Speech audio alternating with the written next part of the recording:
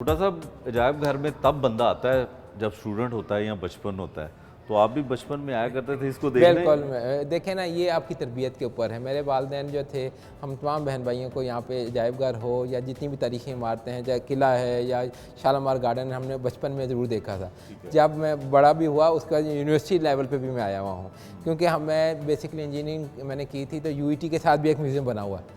तो वहाँ पे वो साइंस के वो सारे तजर्बात कैसे होता है, पेंडुलम कैसे होता है, ये सारी चीज़ें जब देखें ये एजुकेशन पर्पज़ के लिए होती हैं। तो इसीलिए तो मैं कहता हूँ कि अपनी यंग जनरेशन को, बच्चों को, स्कूलों कॉलेजों के बच्चों को अगर आप इन अजायब घर में लेके आएंगे, चाहे वो फ़न ये जो जंग के हों या आपका गंधारा सिविलाइजेशन है, बुद्धिस्ट है। अब ये ऐसा म्यूज़ियम है जिसमें 4-5 ऐसी चीज़ें दुनिया के किसी म्यूज़ियम में भी नहीं है।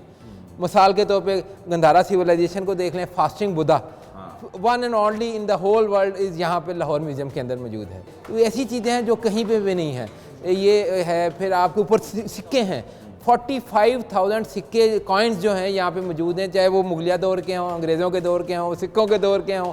ये सारे ऊपर जो गैलरी आपको नज़र आएगी, पाकिस्तान की बिगेस्ट कॉइन गैलरी भी इसे लाहौर म्यूज़ियम के अंदर ही शामिल है। साहब, जो ब्यूरोक्रेट होता है वो बड़ा बाबू होता है और टाई लगा के ऑफिस में बैठता है। आप टूरिज्म के सेक्रेटरी हैं और घूमते फिरते रहते हैं, गर्मी का एहसास होता है? नहीं, कोई नहीं। ये तो आज आपकी वजह से मैंने टाई यहाँ पहन ली है। वैसे बाहर जब मैं जाता हूँ टाई कोट नहीं पहनता, लेकिन मैं जनरल बता देता हूँ जो मैंने देखा है ना, चूँकि मैंने सिविल इंजीनियरिंग की थी तो मेरी साइटों पे बहुत ज़्यादा तजर्बा था फिर इंजीनियरिंग का, कि जब आप टोपी पहन लें, ऐनक लगा लें, डेट्स इट, बाकी टी शर्ट काफ़ी है, जीन काफ़ी है। तो जब तक आप साइड पे नहीं जाते आपको एक्चुअल पोजीशन नहीं पता चलती। तो सर ये बताएं ना कि क्या कुछ है अजायब घर में? जब वे मुगलिया दौर था या अफ़गानों का दौर था, जब अफ़गान का कहते हैं ना, अयूब उन्होंने सलाहुद्दीन अयूबी ने 17 हमले किए यहाँ पे, उसी अफ़गानिस्तान के थ्रू आते थे, दिल्ली तक, लाहौर तक आते थे।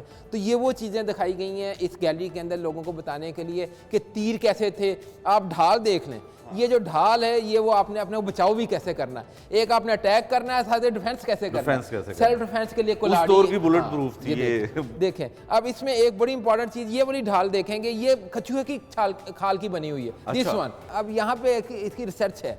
कछुआ slow and steady wins the race कहते तो ज़रूर हैं, लेकिन इसकी जो ऊपर जो खाल बनी हुई है वो उसको तमाम गर्मी की हिद्दत से बचाती है। डेट इज़ द रीज़न, वो गर्मी की हिद्दत भी है लेकिन वो सख्त है। लोहे का भी मारें तो इसका ऊपर असर नहीं होता। वो देखें, रिसर्च की गई थी, जो असला है आजकल भी असला फैक्ट्री दुनिया में सबसे ज़्यादा है। यूक्रेन पे हमला रूस ने किया, असला फैक्ट्री बिक रही है। चाहे अमेरिका ने आपका अफगानिस्तान में किया या कहीं पे भी इराक पे किया है, तो अपना असला बेचा है। तो असला factory is a scientific knowledge, research based. तो ईच एंड एवरी चीज़, जो आप ये खंजर देखेंगे, ये अफगानों के खंजर हैं, ये लिखा भी हुआ पर ड्रैगर्स कैसे हैं, आपकी ढाल कैसी है, ये जिस तरह घोड़ों के ऊपर या हाथियों के ऊपर चलते थे, पोरस की हाथियों की जंग सबको याद है। तो यहाँ पे वो भी चीज़ें मौजूद हैं इस म्यूज़ियम के अंदर।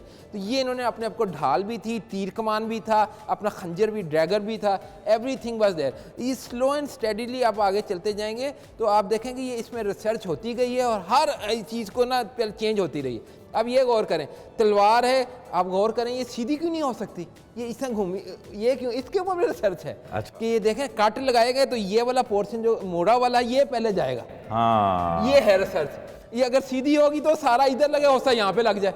ऐसे ये हर चीज़ में उन लोगों ने रिसर्च की हुई है। अभी हम ये पुराने जो औजार हैं सारे जो तैयार इस्तेमाल होते थे, जिसमें तलवारें हैं, नेज़े हैं, ढालें हैं, अब हम लेटेस्ट टेक्नोलॉजी की तरफ चलते हैं कि इसको कैसे इवॉल्व किया गया। ये तलवारों से गन, ये देखें आप तोप की तरफ देखते हैं, ये एक तोप गोला। अब ये जो टीपू सुल्तान को फ्रांस वालों ने शिकस्त दी थी ना, वो एक ही वजह थी, रिसर्च। टीपू सुल्तान जितना मर्जी बहादुर था, वो हम मीर जाफ़र वो तो कहते ही हैं कि गद्दारी हुई थी, लेकिन डेट इज़ द चीज़ जो उनके पास नहीं थी, तोपें। तो फ्रांस वाले पहली दफ़ा 1765 में पहली दफ़ा इस बड़े सगीर में लेके आए थे। तो इसकी वजह से जो है ना, उनके गोले जो बरसाते थे दूर रहकर, और उनकी उसमें जद में नहीं आते थे, यानी कि घोड़े वालों को तो सामने आमने सामने आएंगे तो जंग होगी, ये दूर रह के गोलाबारी करते थे, जिसकी वजह से उनको ज़्यादा नुकसान पहुँचा था। ये रिसर्च कहलाती है हर चीज़ के अंदर। ये अब आ जाते हैं, हम आपको नई चीज़ की तरफ लेके जाते हैं। ये वो है गन्स, किस तरह शुरू हुई, यहाँ से आगाज़ करते हैं। ये आतशी असला जो है, ये जो है ना अफ़गानों ने पहले यहाँ पे शुरू किया, और फिर उसका सिख इरा जो आया है वहाँ पे, और अंग्रेज़ों ने सबसे ज़्यादा इसको बाम में अरूज पे पहुँचाया है। ये वो जिसे कहते हैं ना, क्यों डायरेक्टर साहब आप कोई ऐड करेंगे? ये उस ज़माने की तोप है। अच्छा, हाँ जी, उस ज़माने की तोप है। अब देखें कि उस ज़माने में कितने मॉडर्न असले तक लोग पहुंच गए थे कि अपने दफा के लिए दुश्मन के साथ ये जंग अजीम में इस्तेमाल हुई